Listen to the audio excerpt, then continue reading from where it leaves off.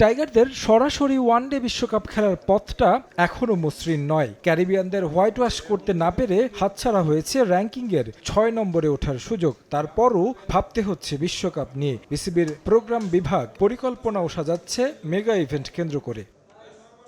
আসছে বছর ফেব্রুয়ারিতে হওয়ার কথা বিসিএল, তবে ওয়ানডে বিশ্বকাপ বিবেচনায় ভিন্নতা আনতে চায় বোর্ড। পরিকল্পনায় আছে ডিপিএল এর বাইরে আরও একটি লিস্টে টুর্নামেন্ট। 2023 সালে কিন্তু বিশ্বকাপের আগে এনসিএল এর 8টা দল নিয়ে ওডিআই করেছিলাম, আপনারা মনে আছে নিশ্চয়, সিলেটে হয়েছিল।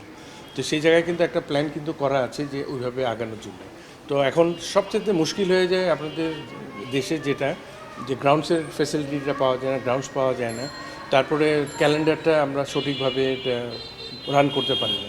তো এই জায়গাটায় আমাদের 50 ওভার্সের খেলা কিন্তু খালি প্রিমিয়ার ডিভিশন ক্রিকেট, এটার বাইরে কিন্তু আর নেই।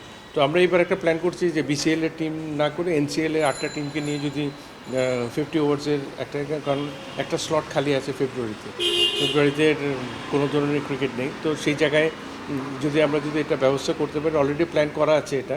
এখন সবচেয়ে আমাদেরকে ডিপেন্ড করতে হয় গ্রাউন্ডসের উপরে। ক্যারিবিয়ানদের বিপক্ষে ওয়ানডে সিরিজ জয় পেলেও ব্যাটিংটা এখনো চিন্তার কারণ। মিরপুরের উইকেটই বড় অন্তরায় বলছেন নান্নু। উইকেট নিয়ে সবসময় কথাবার্তা বলি সব জায়গায়, কিন্তু স্ট্যান্ডার্ডটা কীভাবে রাখবো এটাও একটা প্রশ্ন দাঁড়িয়েছে। এটা দেখেন স্লো ট্র্যাকে, টার্নিং ট্র্যাকে ইজ ভেরি ডিফিকাল্ট আগে থেকে মাইন্ডসেট করা, আপনি কীভাবে খেলেন। তো আমরা এই ধরনের উইকেটে আপনি ওই ধরনের চিন্তাভাবনা করতে পারবেন না যে আমি রেডি টু প্লে, আমি গিয়ে খেলবো বা না। স্লো ট্র্যাকে, স্পিন ট্র্যাকে যে কোনো সময় আপনি আউট হয়ে যাবেন। তো সুতরাং মাইন্ডসেটের ব্যাপার আছে।